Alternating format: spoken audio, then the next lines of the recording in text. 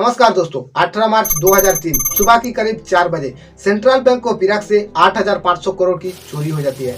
चोरी के बारे में अक्सर आप लोग न्यूज़पेपर या फिर टेलीविजन पर देखते रहते हो, जहां पर लुटेरों के पास एक प्लान रहता है कि कैसे बैंक में एंट्री करेगा, कैसे बैंक से बाहर निकलेगा और फिर साथ में कौन कौन सा हथियार का इस्तेमाल करेगा।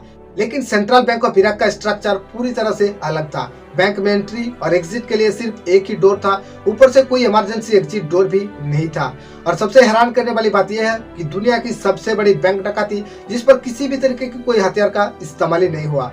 लुटेरा आम इंसान की तरह बैंक में एंट्री किया और बैंक के सारे पैसे ट्रकों में भरकर निकल पड़े। और इस बैंक डकैती की मास्टरमाइंड था इराक की प्रेसिडेंट सद्दाम हुसैन। तो आइए जानने की कोशिश करते हैं कि कैसे सिर्फ प्रेसिडेंट की एक चिट्ठी की मदद से दो लुटेरों ने पूरा का पूरा सेंट्रल बैंक ऑफ इराक को लूट लेता है।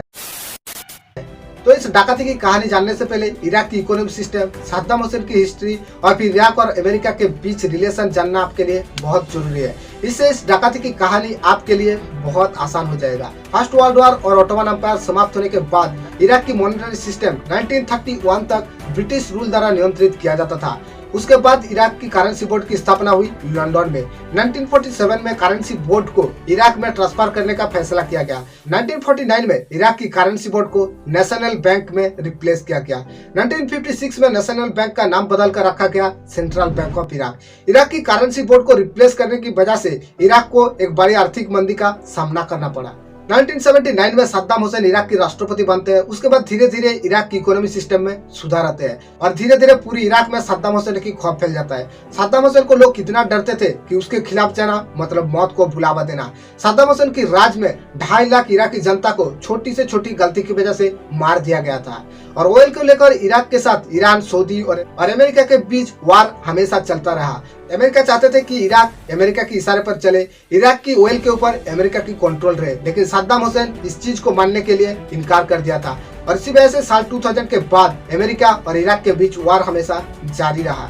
अमेरिका इराक के ऊपर अलग अलग आरोप लगाने लगा कि इराक टेररिस्ट को रहने के लिए जगह दे रहा है, इराक न्यूक्लियर हथियार बनाने की प्रयास करने लगा है।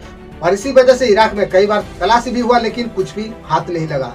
24 फरवरी 2003 सद्दाम हुसैन CNBC में एक 3 घंटे की इंटरव्यू देता है, जहां पर सद्दाम हुसैन अमेरिका की राष्ट्रपति जॉर्ज बुश के साथ लाइव डिबेट करने की इच्छा जताई, लेकिन जॉर्ज बुश ने इसको रिजेक्ट कर दिया। और 17 मार्च 2003 जॉर्ज बुश ने ऐलान किया कि सद्दाम हुसैन और उसकी बेटे 48 आवर्स के अंदर इराक को छोड़ दे। और इस स्टेटमेंट के बाद सद्दाम हुसैन को यह एहसास हो गया था कि अमेरिका हमला करने के लिए पूरी तरह से तैयार है। और इसी वजह से सद्दाम हुसैन इराक की पैसे को कहीं महफूज जगह पर ट्रांसफर करने के बारे में फैसला किया।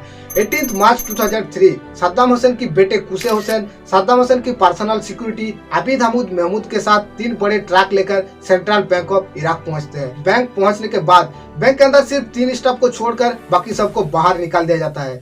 सद्दाम हुसैन की security Abid Hamid Mahmud bank director को एक चिट्ठी देता है, जिस चिट्ठी में प्रेसिडेंट की सिग्नेचर और फिर स्टाम्प था। उस चिट्ठी में सिर्फ 2 ही लाइन लिखा था कि बैंक की जो पैसा है उन पैसे को कहीं महफूज जगह पर ले जाना है और ये नेशनल सिक्योरिटी का इशू है। अब इराक के अंदर सद्दाम हुसैन का इतना खौफ था कि सद्दाम हुसैन के खिलाफ जाना मतलब मौत को बुलावा देना। इराक के अंदर सद्दाम हुसैन की कहना ही कानून बन जाता था। और फिर चिट्ठी पर प्रेसिडेंट की सिग्नेचर और स्टाम्प होने की वजह से बैंक डायरेक्टर के पास दूसरा कोई रास्ता नहीं था। और इसी वजह से बैंक डायरेक्टर ने कुसे हुसैन को पैसा ले जाने की ऑर्डर दे दिया। बैंक की 3 स्टाफ कुसे हुसैन और फिर आबिद हमूद महमूद 5 लोगों ने मिलकर बैंक की पैसे को बॉक्स में भरकर ट्रक में लोड करने लगा। और रकम इतना बड़ा था कि 3 ट्रक को भरने के लिए 5 घंटा लग गया था। ट्रक में जगह ना होने की वजह से कुछ पैसे को बैंक के अंदर ही छोड़ना पड़ा। उस अमाउंट के अंदर था $900 मिलियन, $100 मिलियन की डॉक्यूमेंट और $100 मिलियन यूरो, टोटल $1.04 बिलियन, यानी अप्रोक्सीमेटली 8,500 करोड़। कुसे हुसैन बैंक से पैसा लेकर निकलने के कुछ ही घंटे बाद अमेरिकी सेना की ओर से पहला मिसाइल आकर गिरता है इराक की कैपिटल बगदाद में। कुछ ही घंटे बाद अमेरिकी सेना सेंट्रल बैंक ऑफ इराक को चारों तरफ से घेर लेता है। उसके बाद तलाशी के दौरान अमेरिकी सेना को यह पता चलता है कि सद्दाम हुसैन ने पैसे को पहले ही कहीं महफूज जगह पर छुपा दिया है। इंटेलिजेंस की रिपोर्ट के हिसाब से पैसे भरे ट्रक को सीरिया की बॉर्डर की ओर जाते दिखाई दिया। सद्दाम हुसैन अमेरिका से बचने के लिए पैसे भरे ट्रक को सीरिया भेज दिया था। 29 मार्च 2003 अमेरिका की सेना सद्दाम हुसैन की पैलेस पर हमला कर देता है और पैलेस के पीछे की एक दीवार से $650 मिलियन बरामद करते हैं। लेकिन लोगों का कहना है कि वो पैसा सद्दाम हुसैन की दूसरी बेटे उदय हुसैन का था, क्योंकि उदय हुसैन को पैसे रखने का बहुत ही ज्यादा शौक था।